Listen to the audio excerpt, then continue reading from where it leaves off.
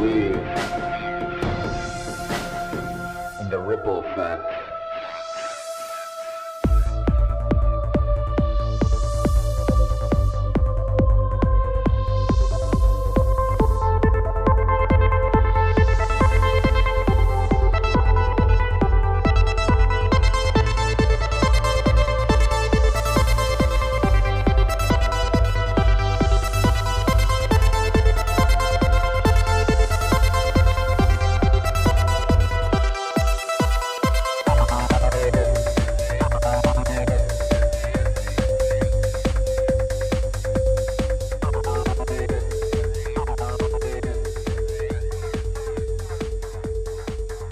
What's up?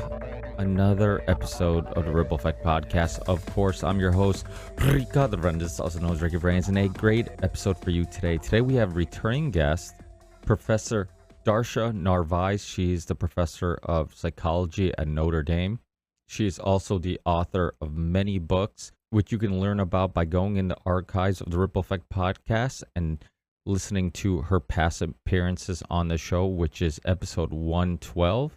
And then again on episode 319. And she recently contacted me to come on and talk about her new project, her new book called Restoring the Kinship Worldview, which she wrote with another author called Four Arrows. And they both join us today to talk about what's in that book, the purpose of the book, and much more. It's a very fascinating conversation that I'm sure you guys are going to enjoy and have some opinions on. And honestly, I wish I had more time because we went into some really complex ideas and thoughts and philosophies. And I really wish I had a little bit more time to dissect those ideas with them. And hopefully I have them on in the near future and we can get deeper into some of their worldviews. Now to my least favorite part of the show, and that's asking you guys to support the show.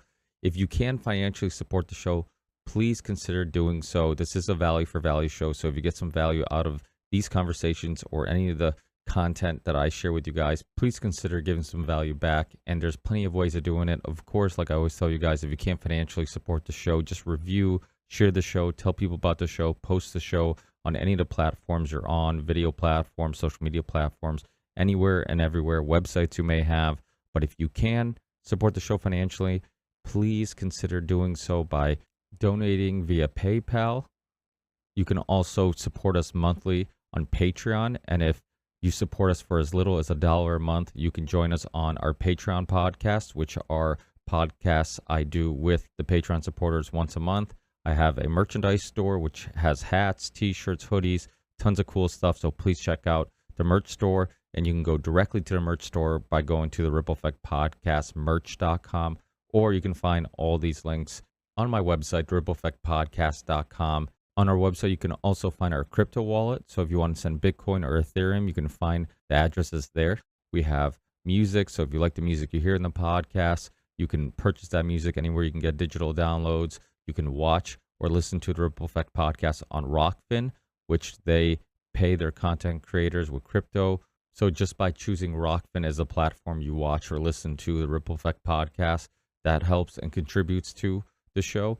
Also, we have a partnership with the University of Reason. So just by signing up for the University of Reason and trying to help yourself, you can also help and contribute to the Ripple Effect Podcast. So check all those links in the show description or go to the rippleeffectpodcast.com and find all the links there. Thanks again, guys. Enjoy this conversation, and I'll talk to you guys on the next one. Peace. I believe in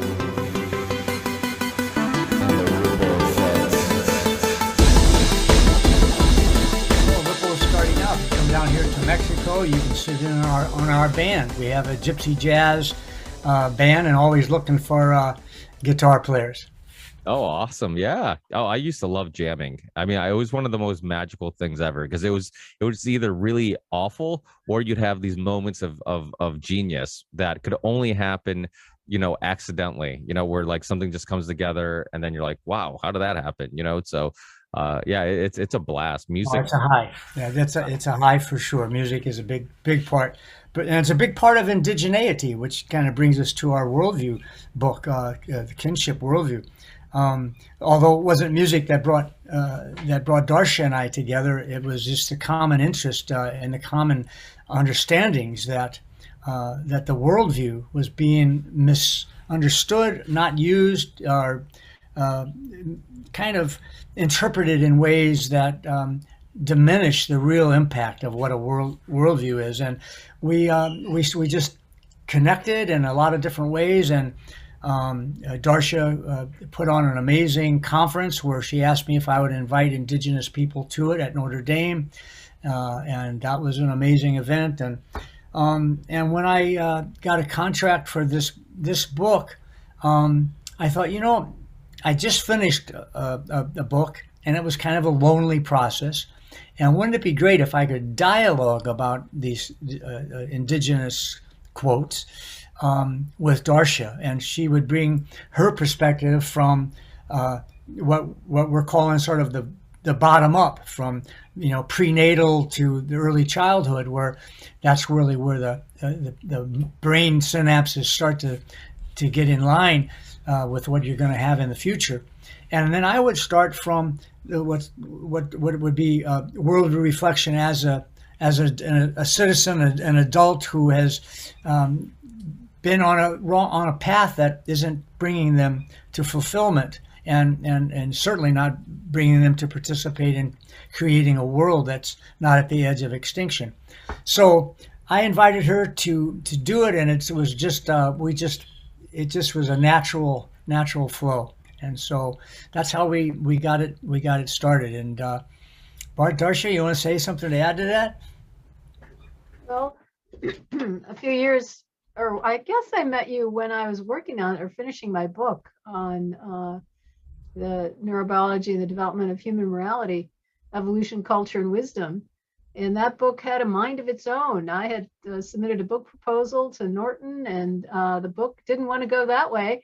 It ended up leading me to the realization that if we're going to be moral people, if we're going to flourish as human beings, we need to incorporate indigenous ways and the indigenous worldview. So it's like, okay, science led me there.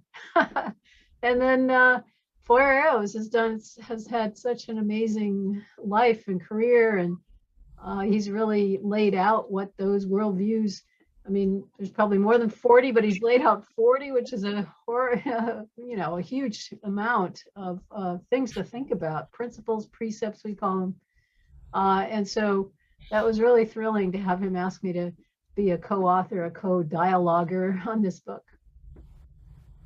Well, I think that's one thing we're learning a lot over and over again or I should say we're relearning things. You see that we get away from the wisdom of our ancestors, and then eventually we try to reinvent the wheel, or we try to make things better, and then we're like, oh, this isn't working. And then we find out like there was some wisdom that made more sense in the way we're living now or doing things now.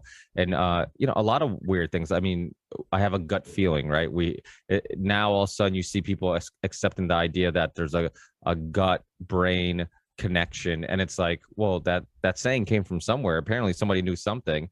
I remember even when I was a kid, my having food poisoning, and my mother would say, oh, eat burnt toast. And like being a typical kid, I'm like, how does that make any medical sense or scientific sense, eating burnt toast? And then when I got older, I got really into vitamins and minerals and stuff, and then activated charcoal was a remedy you could use if you have food poisoning. And I'm like, oh, that was wisdom, that they didn't know exactly how it worked, but they knew it worked. And you see that over and over again, where they might not know the mechanics or the exact details and specifics on how something worked, but they knew it worked. And what are some of the things, Four Arrows, that you get into in the book?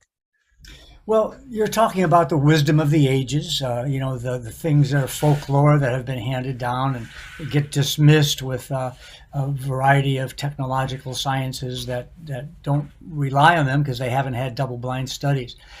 But what we're talking about is much, much deeper. It includes it and it incorporates it. But worldview essentially is defined in our book as the fundamental, foundational beliefs that relate human beings to the natural world and to the supernatural world.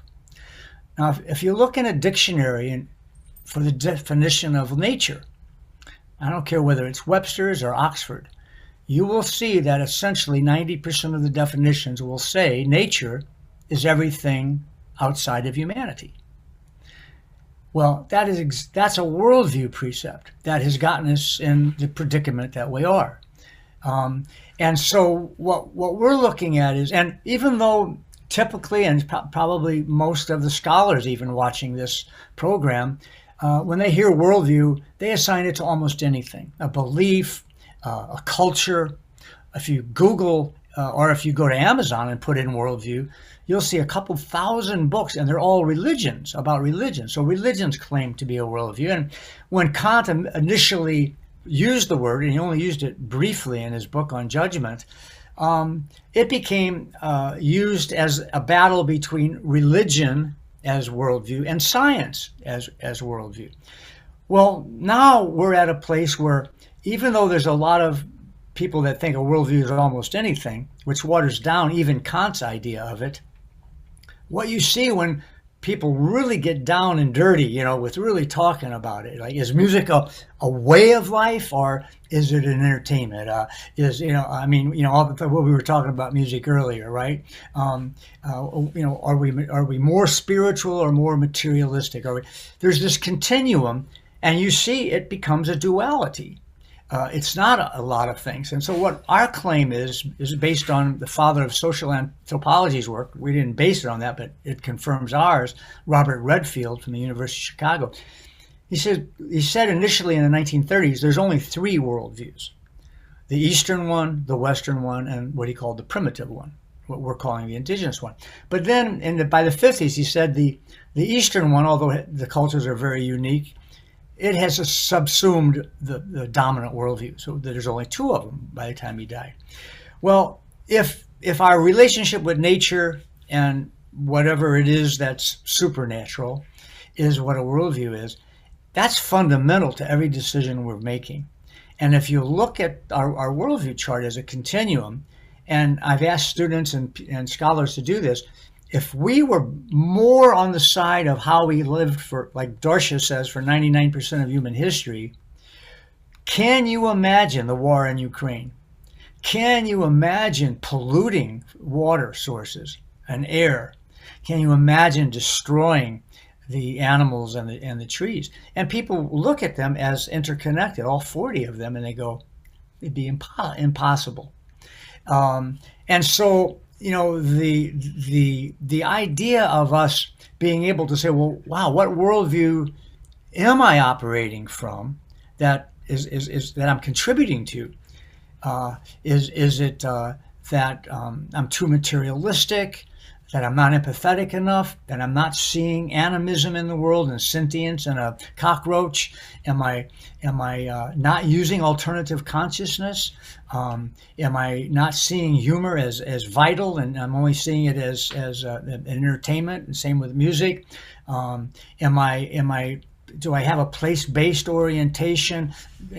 Are the laws of my religion or my coach or my teacher higher than the laws of nature? And who has observed the laws of nature are people that we happen to call indigenous, and even they, the majority, are losing that wisdom, right?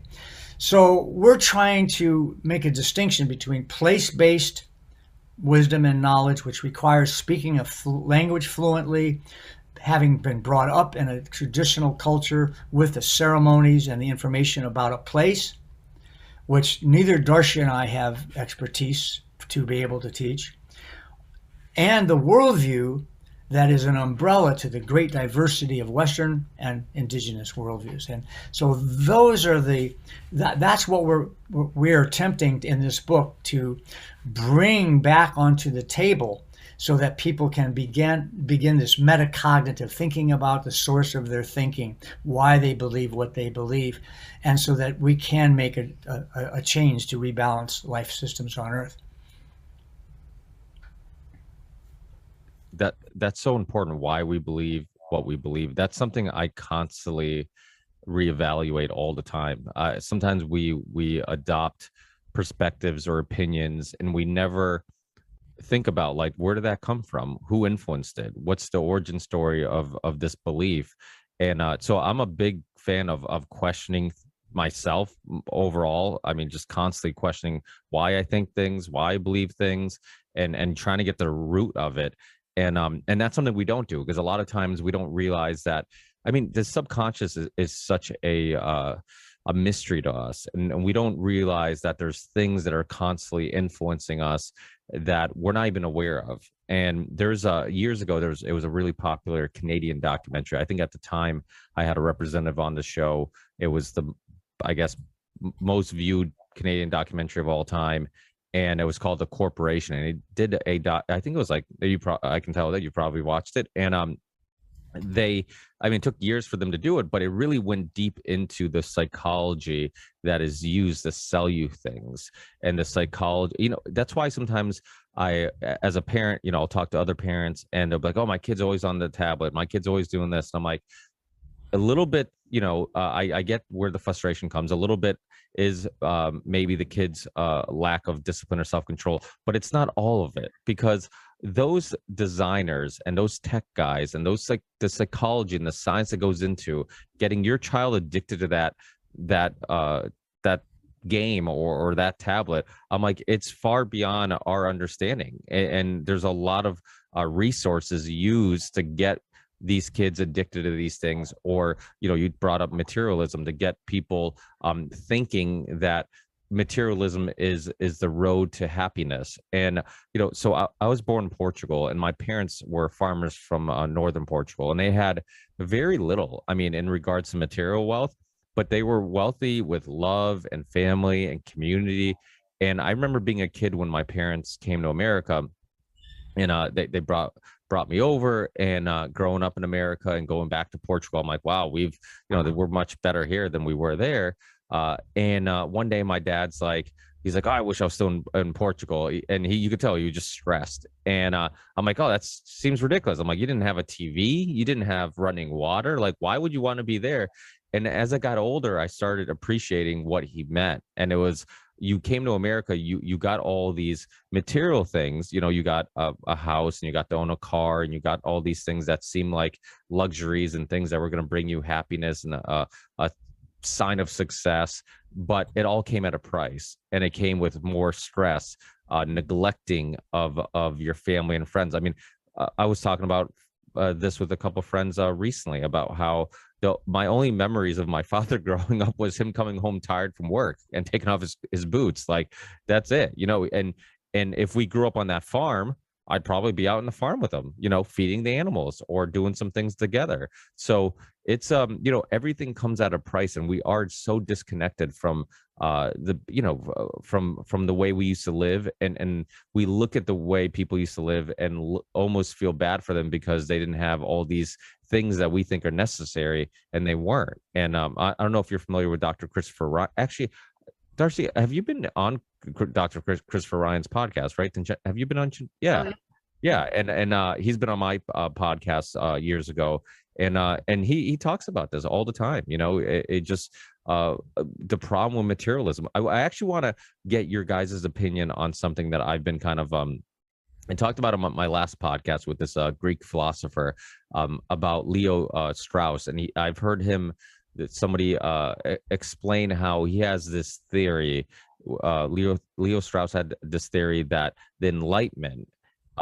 What happened was that we saw all the bigger questions, the religious bigger questions and all these things cause violence. And then the Enlightenment was like, okay, we stop asking these bigger questions, and we just started living a more materialistic life, then maybe it would stop some of this violence and stop some of the, he was almost looking at the Enlightenment as it wasn't a good thing. It was almost a bad thing, because you prevented people from asking those bigger questions and asking, what's life all about? Why are we here? What's our purpose? And so it's kind of an interesting perspective. But do you see that as a problem, where after the Enlightenment, it almost seems like people are completely content with not asking those deeper questions, which keeps us on this wheel of just kind of finding temporary happiness in material things, because internally, deep inside, we aren't happy? Well, I'll start. We have sort of two two approaches to answering that question, and Four Arrows can do his adult level one, and I'll do the bottom up one, which is we've been under caring for our children for generations, and especially in the last hundreds of years, and then it's been spread all over the planet to under care for your child. You got to spank them. The Jesuits brought that to the Americas. They were appalled that the natives wouldn't thrash their children, and so they taught them that, and they were appalled that women had so much power. I mean, they were regular members of society instead of subordinate. But it's been going on even longer than that. Since civilization started, we've been inching away and away, further away from caring for the development of human nature, which mostly happens after birth, right? Or after conception for sure, and then also after birth.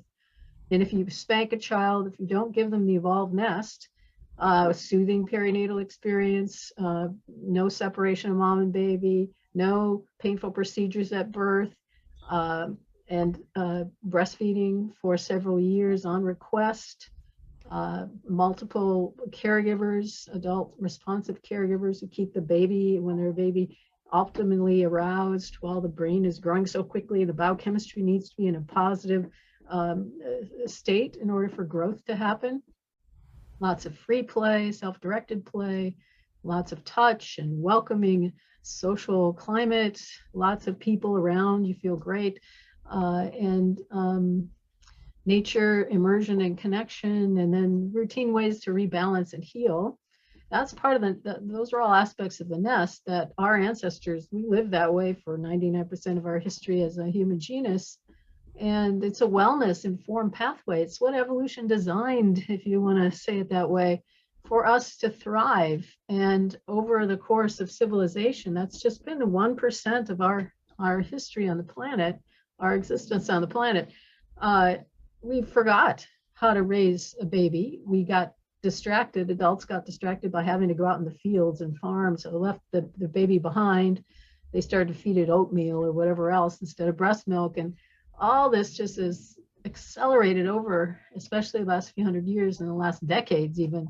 So now you have people who are they're almost not quite fully human. Their capacities are underdeveloped. Their self-regulation is problematic because they need all that touch and caring to develop the vagus nerve and the stress response properly. And they're kind of ill. Their immune system isn't well developed either from all the lack of the nest. And so they get off kilter easily. And so they want to have something to hang on to. And then they're going to be very oriented to finding an ideology, a script to follow, to feel safe. And you see that in the adults in the States now. They get all upset if you interfere with what they expect. They're not very flexible or attuned to the other in the moment. And, the interpersonal dance, that's what intelligence is about, what social emotional intelligence is about. So we've underdeveloped people. It's especially true for boys. Boys are less resilient than girls. They have less built-in resilience because they only have one X chromosome, which, girls have double that. And so if something's not right in one, it's okay, taken care of by the other. And then they mature more slowly. So they need more touch. They need more breastfeeding. They need more play, but they get less of it. And so they're going to go into this very rigid, stiff-minded way of being that the therapists talk about. Seeing men, and after the children have gone off to college, couples come in and the man is, the woman's ready to see the world. And the husband just wants to go sit in his man cave. It's predictable. It's sedate. It's not threatening, right? And so the therapists talk about that as right brain underdevelopment. They didn't get it in early life when it's supposed to be growing more rapidly. It's the seat of empathy, of self-control, of higher consciousness, of all sorts of things that the man then, it's obvious he doesn't have that flexibility and he has to learn. And I can talk about how best to change, but maybe Four Arrows wants to jump in with the top down. Well, Ricky, I think that's the main answer to your question. Why do we think what we think, right? Is that it's really essentially the experiential hypnosis, if you will, of the first 5 years of life, including prenatal. That that's why you can learn all the languages, that are spoken in a home, if brought up in that. So I think that's a crucial thing. But then many of us suffer through the problematics that comes out of that as adults, and we can't until we're reborn again, and hopefully in a way that practices the kinship worldview. We have to learn how to go back and change that, right? And I can talk about that. But you asked the second question that I'll jump to real quickly, and that was about the Enlightenment. And I want to offer a twist on Strauss's idea.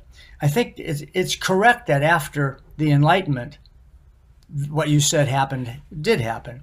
But I think for a different reason than you might imagine, or that Strauss might imagine.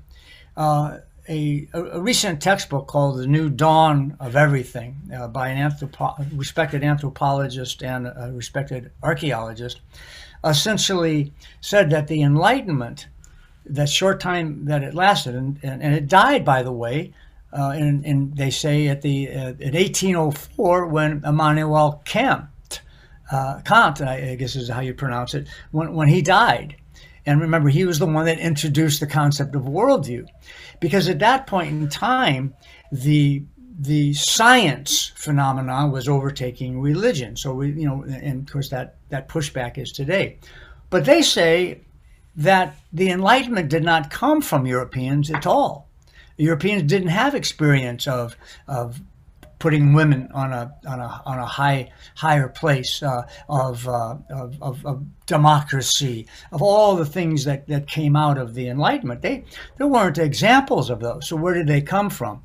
He says they came from the American Indian intellectuals who were first brought over as slaves and then allowed to speak and talk about their systems, from first contact reports, even Columbus himself, who said he never met such generous people when he first landed.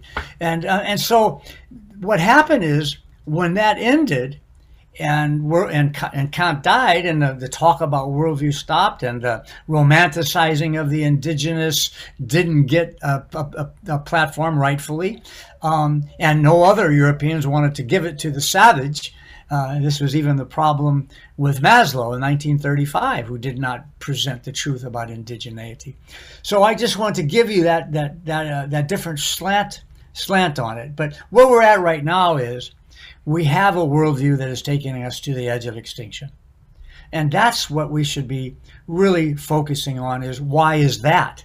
Not why do we think this about, something that is feed a cold or starve a fever, or all those kinds of things that are important. But we got a bigger question to ask. Why are we polluting our air? Why are we polluting the water? Why are we killing each other in these massive wars when this was infrequent, according to the good research, for almost all of human history? Why is that happening? And we're proposing it's because of the Western-based worldview that has continued to be supported by all of our institutions, including most of our religions. Yeah, that's interesting. I mean, it's weird because being raised a Catholic, I got out of religion. I got very intrigued with atheism, because I'm like, oh, they're pushing back, they're asking questions, and then after a while, I'm like, oh, they're just as closed-minded in some cases as the religious people. It's like you all I did was leave one team to join another team, so then I didn't want to join anybody's team. I'm like, oh, you guys are equally as judgmental, you equally are sure that you have the answers, and it's like, to me, that's a much more boring place to be. Like, mentally, I like to be curious, and I like, that's one of the reasons why I love philosophy. Kant, Leo Strauss. I mean, just so many philosophers. I mean, some of these questions have been asked over and over again, debated over and over again, and never come to a real conclusion. And to me, that's kind of the way we should be living life: is constantly questioning things, not assuming that anybody has truth with a capital T. And in regards to the way we're living, absolutely. I mean, the whole, like, I know people kind of I'm gonna sound like a hippie, right? Like, with like, we're all one, we're all connected, but it's true. I mean, we really are. And in the past, I've had Rupert Sheldrake on, and he talked about this mouse experiment where they would teach a mouse a maze, and then mice somewhere else who've never been exposed to that maze would learn that maze quicker. And it was like this phenomenon that they couldn't explain, but they're like, there's some way their consciousness are connected. And so, I think we do have to look at the world like that, like this idea that we are all connected, we are all one. I mean, I'm going to eventually pass away, dissolve into the earth, that some animal is going to eat, and he's going to, so it's like everything's a cycle and everything's connected. So, and I am a true believer that maybe in 1,000 years from now, there's going to be a understanding of the universe and consciousness and all this stuff that we just don't understand now. There's so much that we still don't get. That's where the scientific and the religious, they both have it a little bit wrong, where they both think they have the answer, right? And to me, it's like, you can take things from both perspectives that help better understand things, but the exercise of constantly trying to understand that's never ending. Like every 100 years we look back at our ancestors and say, oh, they didn't have it figured out at all. Like, we had this all wrong. And then to go back to your initial point, you can also go back and then say, what, maybe they did have it figured out, and maybe we're messing things up. So it wasn't the hippies, of course, that invented the idea of we're all one. I mean, that was again part of and when I use the word indigenous, I think it's real important to know we're not talking about a group of people.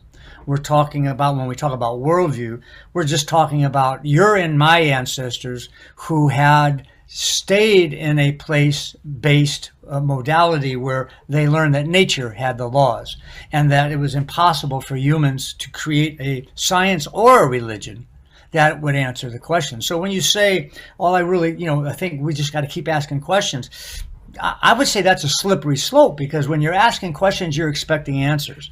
And that's part of the Western worldview that you're sharing, that I grew up with also. All of the indigenous cultures that I have studied and whom I have lived with, if you look at the language of how they refer to what we would call God, who's sort of we think is the ultimate determiner of answers, and that the answers are in this book or in that book, depending on the religion. All the interpretations wind up being almost identical to this verbal phrase, great mysteriousing. In other words, no way can we know that, right? No, we can learn from the manifestations of this great creative energy, whatever it is, by looking at the frogs and the squirrels, how to make nests, how to survive, how to enjoy, how to be happy. We can learn that because those are the manifestations of nature. And so both of those ideas of science and religion, as you understand them, both come under the umbrella of a dominant worldview.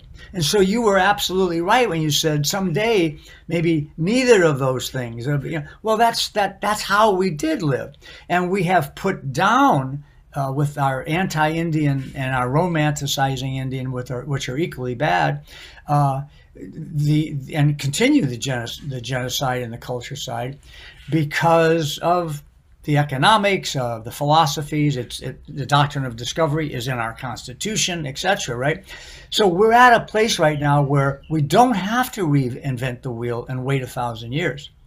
There are, and it's disappearing with the language, but there are still, and the largest study ever done was the United Nations Biodiversity Report released in May 2019, which specifically said the indigenous worldview is a major factor because where it exists and had control of the land, the extinction rate did not exist or was severely reduced. You can see my article in The Nation about that. And so here we are, right? And so we continue to dismiss it, put it down, or romanticize it. And yet here is the things that you and I and Darcia all want to see happen. So how do we do that? Well, we can look at in every religion and in most sciences, including especially maybe quantum physics, we see that there's identification of one of the indigenous worldview precepts. But it's not put into the systems. It's not in our education. It's not in our podcasts. It's not in our it might be in our music. That's something we could talk about later. But we've got to say, wait a minute. There's enough research, science and experiential, that show that we did make choices to live according to these precepts because that's how we saw the symbiosis of nature. And by golly, if that's written down now and we can read, why don't we start moving over there? And of course, there are ways to do that if we have time, we can talk about. Yeah, that's interesting. So this idea, I mean, so just to, I guess, be the devil's advocate a little bit, isn't it in our nature to constantly ask questions, right? And try to understand the ununderstandable, right? Like when we didn't understand thunder, we thought it was a god of thunder. When we didn't understand the ocean coming in and out, we thought it was the waves were created by a god of water. Do you where that assumption comes from? The fantasy land of speaking about indigeneity, that and the idea that we didn't understand. They full well understood what thunder and lightning did, and they fully understood the tides because you survived on that. You didn't know when to fish if you didn't understand that. If you just thought it was, this is kind of from Disneyland to that idea.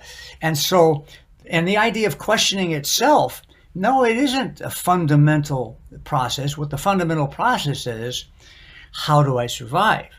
And what is the best way to do that is a question for sure. And that question is, if you make a lifestyle out of asking it, you're going to not survive. So what you do is you look at the wisdom that has been passed down that allowed you to thrive and allowed you to survive. And in that, your focus was on that, right? And innovation, surely. I mean, there's all kinds of inventions that your and my ancestors did, prior to the loss of our indigenous, what we're calling the kinship worldview. And those inventions came up. Well, wait a minute, we're not able to access the tides and ways to get fish. So let's invent a boat, right? And So these discussions are really always very interesting for Darcia and I, because when we're thinking from an indigenous worldview, it is really so foreign because it's been so dismissed and we're so locked into the dominant worldview. So yeah, you have to understand that our baselines for understanding what a human being is like, for how to raise a human being, for what adults are like, and what society is like, have shifted. We've downshifted to the kind of lowest common denominator. It seems to get lower all the time, unfortunately. But for a child to be asking why questions means that they're in their left hemisphere. And what we do when we undercare for young children, especially in the United States, is we push them into the left brain too early. Their right brain is supposed to be developing throughout childhood, through play, through imitation of their elders, of older kids.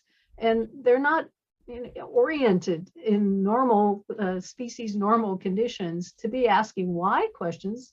They're observing and they're in this hypnotic state of learning from immersion.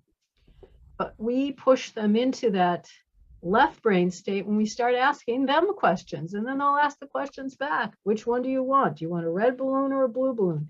People from other cultures think that's crazy to ask a 3-year-old to answer that question. Or what do you want for supper, this or that?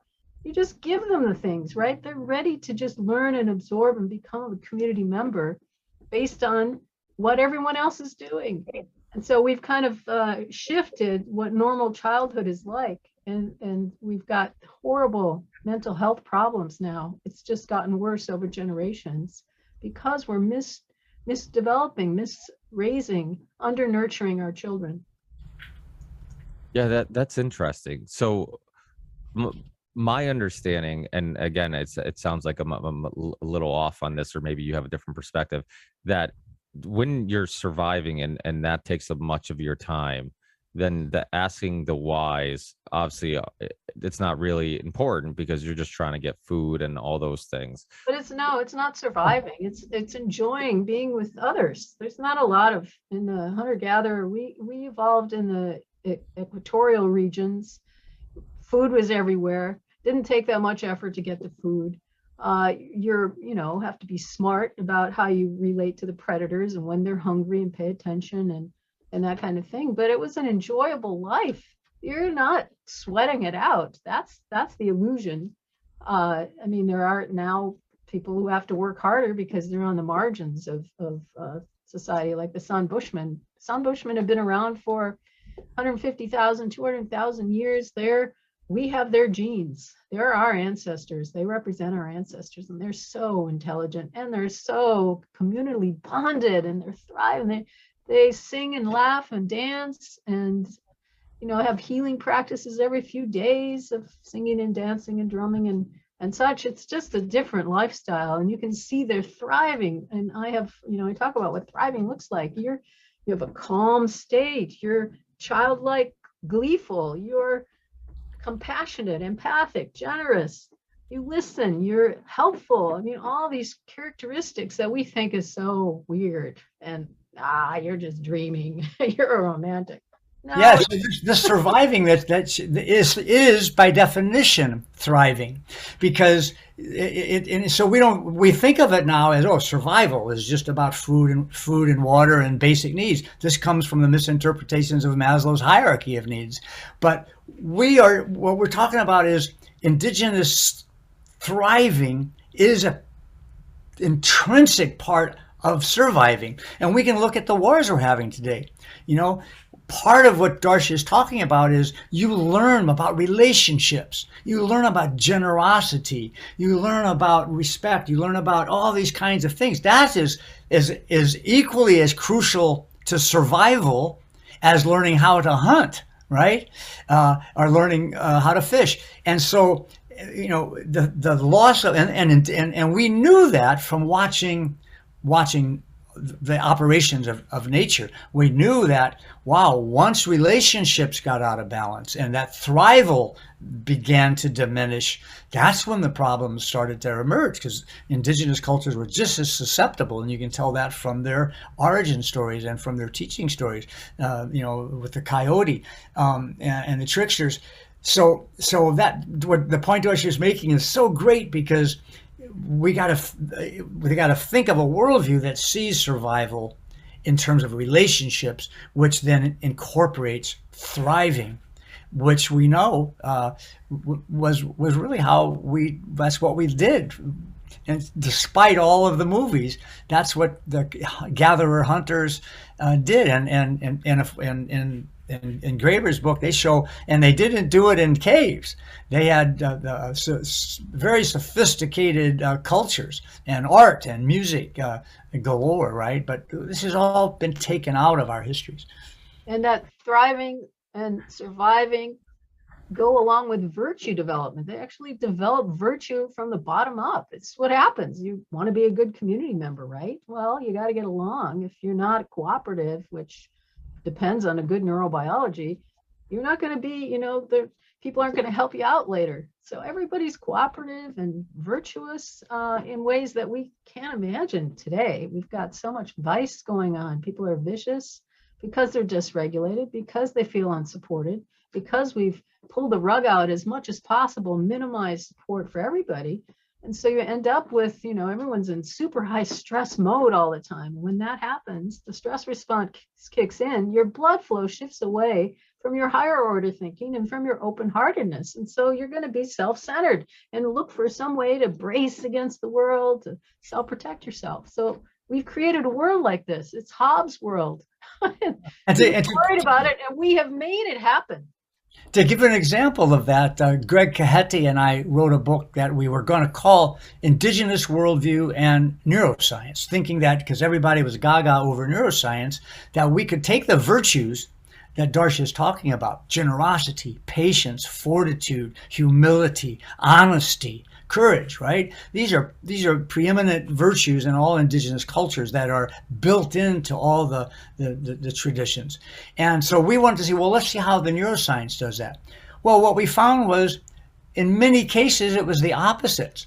Neuroscientists would say, well, there's a part of the brain that lights up when you're selfish, and then we're going to have people play a game of Monopoly. And when we touch them on the shoulders, they'll give away their money as if that's an act of generosity. Well, they would do that, and they would see, well, wait a minute, the same place that selfishness lit up. And then they would write an article saying there's no such thing as altruistic generosity. There's only generosity for the sake of getting something back. Same thing with honesty. There's even a book written on it, the virtue of dishonesty. And that so the worldview with which the scientists saw those things was problematic, and so we changed the title of the book to Critical Neurophilosophy. We coined that world to challenge the interpretations of some of these studies that are based on a worldview that diminishes the true value of these basic virtues that we do talk about in different religions and stories and movies, but not in a way that brings them into a systemic order. I think Ayn Rand would talk about that, right? A lot of people would say that when you do something good, it's a selfish act because you feel good, and that's why you're doing it. You're doing it for your own selfish reason to feel good, not because you actually care about helping others, which I would, I disagree with, but I'm open to that perspective too. The Maslow hierarchy of needs. I'm glad you brought that up, because this reminds me of that, and you guys are probably know more about it than I do, but about that.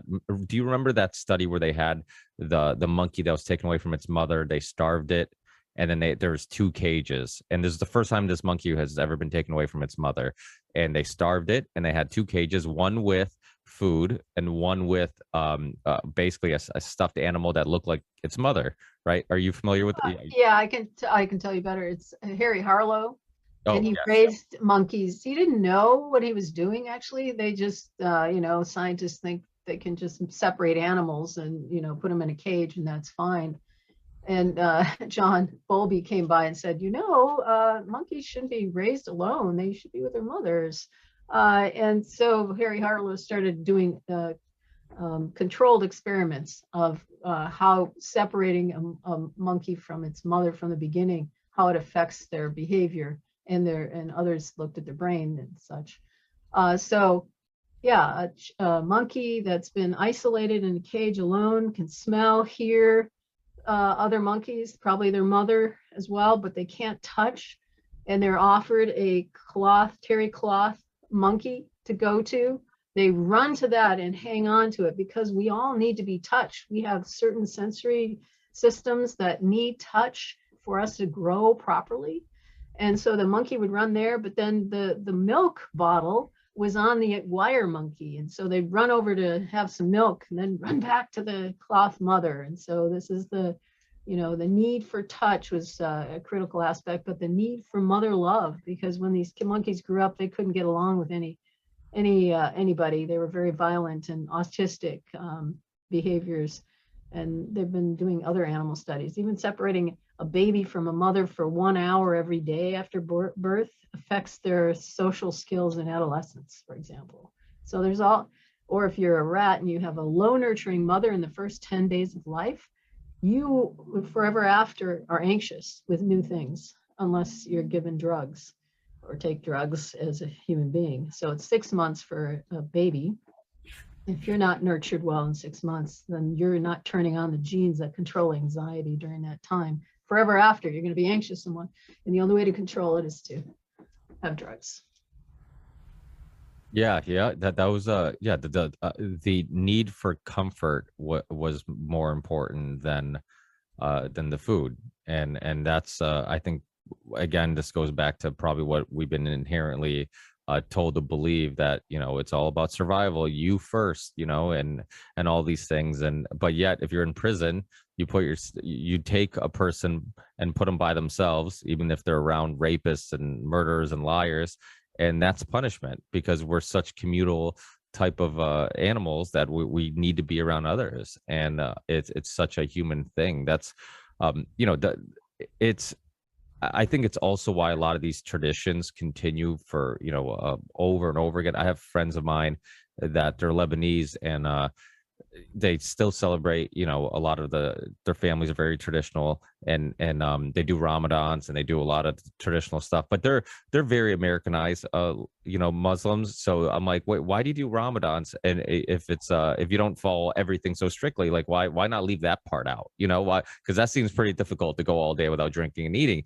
I would get this common answer of like, yeah, but you know what, we actually enjoy, at the end of the night, the family all comes together, where we're eating together, where it's more about the party afterwards. It's more about having a reason to bring everybody together, and the community aspect of it. And that made a lot of sense to me, because it's the same thing when my father makes wine. And when he makes wine, he has family and friends over, they're talking, they're eating, they're drinking together. And I'm like, wine's not that expensive, you could go buy a bottle. Why are you going through all this trouble? That's the way I look at it as a kid. And then as I got older, I'm like, oh, this is why. Because we're always looking for reasons to bring people together, because we've gotten so far from that. There was I forget where it was in New York, maybe it was Long Island, the first suburb.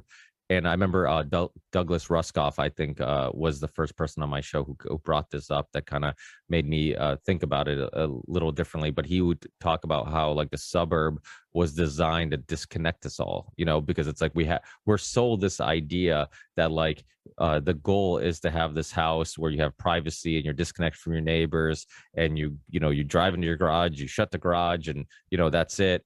And people live like that, and they think that's like, this is going to be this is the pinnacle of success. And then you get there and you realize, like, I don't know my neighbors. If something breaks, my lawnmower breaks, I don't even know my neighbors to go ask them to borrow it. And I live in a little, like, Portuguese community where all the houses are really close to each other. Everybody talks to one another. If you're outside trying to load a truck or unload a truck, like, 2 seconds, there's somebody outside trying to help you, and there's this beautiful aspect to that. And we're getting so far from that communal type of way of looking at the world. What do you think sparked all this? I mean, is it as simple as, like, capitalism? Is it more complex? Why do you think we're getting so far from the things that made us happy, even though many of us are unfortunately becoming aware of how unhappy our lifestyles are and the way we're living, but yet we still continue down that road? It was the separation from nature. Remember the definition in the dictionaries that I said at the beginning? That's how we describe nature. Nature is the trees. It's everything but humans, the dictionaries say. That separation was the beginning, and that potential for all human beings have this imaginative capability. And Einstein says imagination is more powerful than knowledge. And so indigenous peoples, our ancestors that we call indigenous peoples, and many that are still surviving today, they understood this. They understood how easy it would be to fall out of balance with nature and what the consequences were. So they created wisdom stories, and they created ceremonies to go into trance and visualize and imagine how to stay in this place. And so all of the things that you're talking about, how we've lost that, began with beginning to see ourselves as superior to a cockroach, to a fish, and all you got to do is watch David Attenborough's films a couple of times, even if you don't live in nature, to see the unbelievable, amazing intelligence of just about every creature he talks about, right? So I think that in a simple way is the answer. And then our philosophies and our religions all built on that separation from nature. And as did our sciences. right? Although quantum physics hints back at this oneness principle, it's still all of our systems now have just continued with this anthropocentric orientation. Along with that is the enslavement of plants first, and then enslavement of animals with herding, plants with agriculture, and then enslavement of people to keep those systems going, and then commodifying them. When you start to treat a living creature as a commodity, then you treat them as an object and they're lesser than you. So we've done that for the last thousands of years. And so capitalism builds on that orientation to treat people like objects.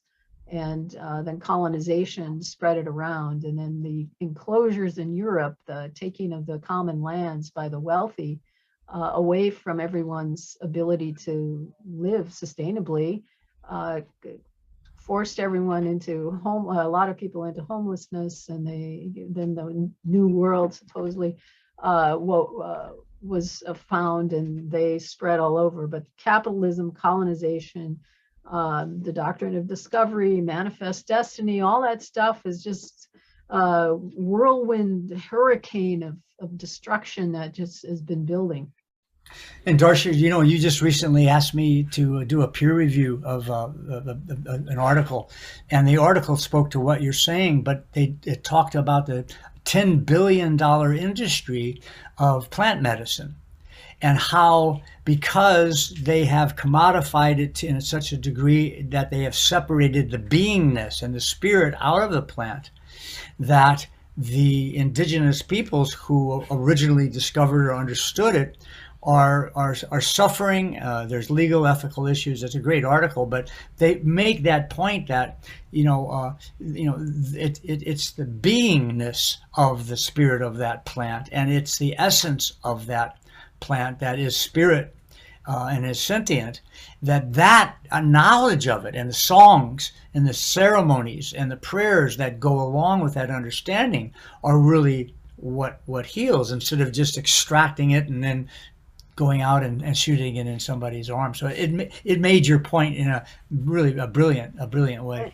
We talk a lot about in the book how important it is to get out of our heads and back into our hearts, to have a heart-mindedness, which is about being here and now with the natural world wherever you are, with the dandelion in the sidewalk, with the tree, with the clouds, with the sun. Be here now and not be dissociated, distracted, detached, right? Which is what our culture wants you to be. They don't want you to feel, because then you won't be, you'll start to be more aware of how damaged you are and how damaging everything is. So back to heart-mindedness, and we talk about how to get there. And that's what the recovering our kinship worldview is the title of the book. And we start with 28 worldview of the 40 worldview precepts. We start with indigenous men and women who speak to it, and then Darcia and I talk about how we can implement that in modern times. Yeah, well, you see the popularity with like grounding, right? Like walking on grass with no shoes, and it seems like, the typical person, they're like, oh, what does that do? How does that make you feel better? And but we're like you said, we're so disconnected from the universe and nature that these simple things make us feel better.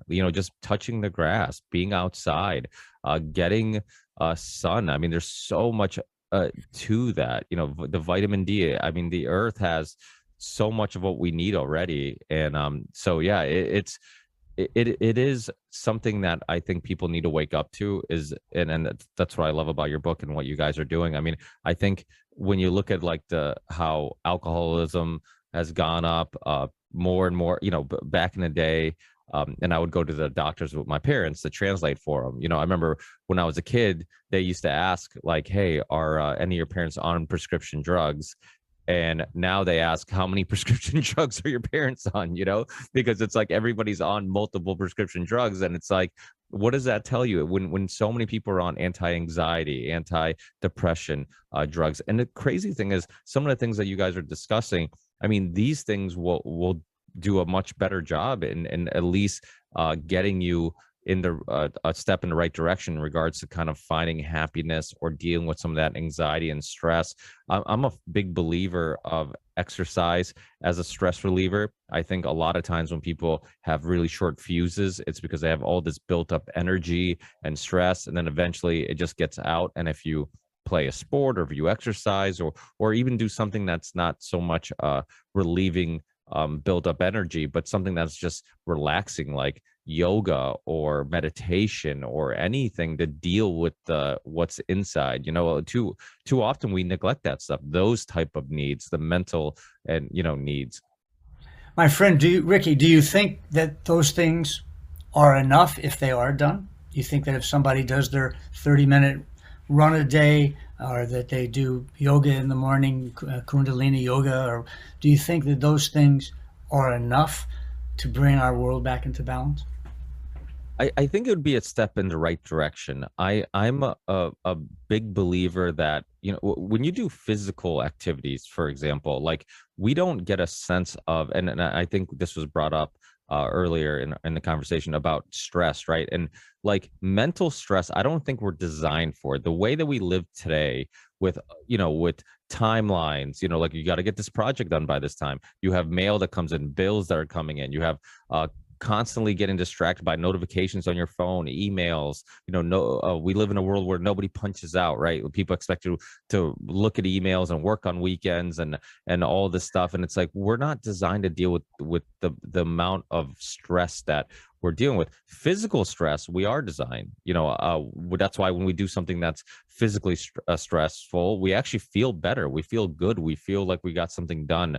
But yeah, I don't know. That's a big question. I think everybody, it's different for everybody how much is needed or what will work, or how well you handle everyday stresses. It's like that saying, you change the way you look at things, the way you look at changes. I think some people can look at stress or things that can be stressful to one person, and somebody else can look at it as a challenge. Like that's kind of the way I look at things. Is I try to look at something like, okay, I can either panic, or I can see this as a challenge. Like, let me see if I can get through this. Let me see if I can stay calm. But there definitely needs to be some type of a change in the way we live. We've sold people this this American dream of materialism, and yet we're some of the unhappiest people ever. And when you like you guys talked about before, you look at the natives here in America or in many other places, there is no signs of depression or anxiety or unhappiness, right? I mean, for the most part, people. No, not really. I No, mean, no, because most of our indigenous people are suffering the oppression of the dominant worldview there. The lifespan on my reservation in Pine Ridge is, for a male, is 48 years of age. no, I'm not saying now. I'm saying if you look back at the way they used to live before outside influences, right? Like they were pretty happy, right? Right.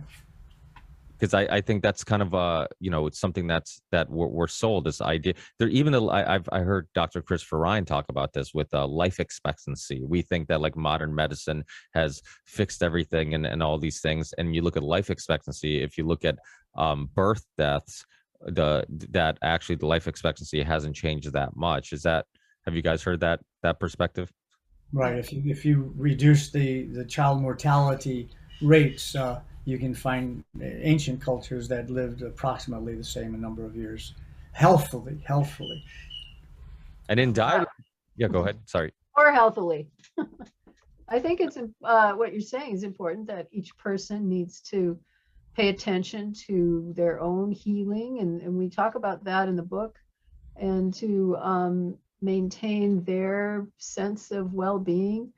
Our book, though, is also about the worldview. I mean, that it's also kind of taking a look at what you're doing in your life, how you're living and working and connecting or not. Are you connecting to the people around you, and do you know how to do that? And how about to the tree? How about to the spider on your desk? Are you connecting? Are you respecting? Are you honoring? Are you being a partner with all these entities? It's getting back to that. And that's where I think the Western worldview has kind of made us suppress that when we were little, that's awareness of sentience and that awareness of being in a community, enjoying life, right? And we were told, no, no, no, that's silly and stupid, and go to school and learn some information and take a test. And wow, that's great. That's what a human is, right? Make some money. So our attention is so critical for who we are. What you put your mind to, what you think about, those are things that are shaping your character, shaping your behavior. So it's really important to take, we argue that, each precept, ponder it, and think about it, how it applies in your life. And then the next one, and try to revamp who you are, what your worldview is, so that you actually can become a respectful, earth-centered creature, right? Which is our ancestry. Otherwise, our species is going over the cliff. This is our last chance, really. So it's an urgent message, because we are, all the signs are that we're at tipping points where the four horsemen of the apocalypse are here. The massive toxification, massive species extinction, global warming, climate instability, and the atmospheric degradation, and now pandemics. So it's just going to keep spiraling this way until we get ourselves back in balance in a spiritual, physical, social, and connected way. And Ricky, here's a good one, maybe to get towards our closing, that you're passionate about, and that's music. I remember there was a Gallup poll in 2012 that surveyed a large number of families and found that 20.9% only played a musical instrument. And a fewer percentage, I don't remember what it was, would sing in public. And so, so the three of us are sitting here as musicians, and we just can look at that. What are the worldview precepts that we talk about in our book that, if you believed in those worldview, would lead to that kind of statistics? Well, just from an experiential person, I've never been in a culture, whether it be the Seri of Sonora or the Raramuri of Mexico or the Kogi of Colombia, where every single person didn't play music, and no one was shy about singing, right? So that just came to me looking at the guitars and behind you. Yeah, I think that's super important, and just any artistic thing. But I find it fascinating, though, your perspective on, and maybe I'm misrepresenting your perspective, but it almost seems like philosophy has contributed to some of our issues, right? The asking of questions, which is a really interesting take on it. I'm not sure I've ever really dove in deep into that. Well, we're both professors. Professors, get away with all sorts of things. They go to their ivory tower and make up a theory and then publish on that. And people say, oh, well done. Wow, that's important, and you get some citations. And it's like, what? What does that matter for the earth? How are you dealing with your relationships? How are you respecting and honoring the sentience of the earth? So it's really, you start to think you're really important by having all these ideas in your head. But how are you living your life? You get back to the earth. And when we ask our questions, we dissect, don't we? We fragment, which is just the opposite. So we want to know, I'm a scientist, I want to know how the heart works. So I'm going to take a creature and I'm going to kill it. And I'm going to take apart and look at its heart, right? Because I want to answer that question, so badly, right? And it's like, wow, who knows more about a frog and a frog's heart? The scientists who did this dissection, or go to the Raramuri who have a relationship with frogs, or to the Seri who have a relationship with the turtle, etc. Right? And so yeah, it is. I'm glad you're questioning that, because it opens up a whole other topic for another show. Yeah, that's fascinating. I love having people on who just challenge my worldview, because I at heart I feel like I'm a philosopher questioning everything, and even questioning the fact that philosophy is even a good deep and very interesting. But for people listening who want to keep up with your work, what's the best place to get the book? Any social media platforms are on? Any upcoming projects? Please share. Well, my main site is evolvednest.org. And we also have a 6-minute movie called breakingthecyclefilm.org, which is all about the stuff we're talking about too. So those are the two I would say for sure. Yeah, and I would just say have folks put in my name, Four Arrows, the English translation of Wahikpe Topa, and Indigenous Worldview. And there's about, I don't know, 20 pages of presentations on that topic that they can look at. But our book is in Kindle, and it will be in about a month or so in an audio version. So we hope that people will use that to begin this process of worldview transformation.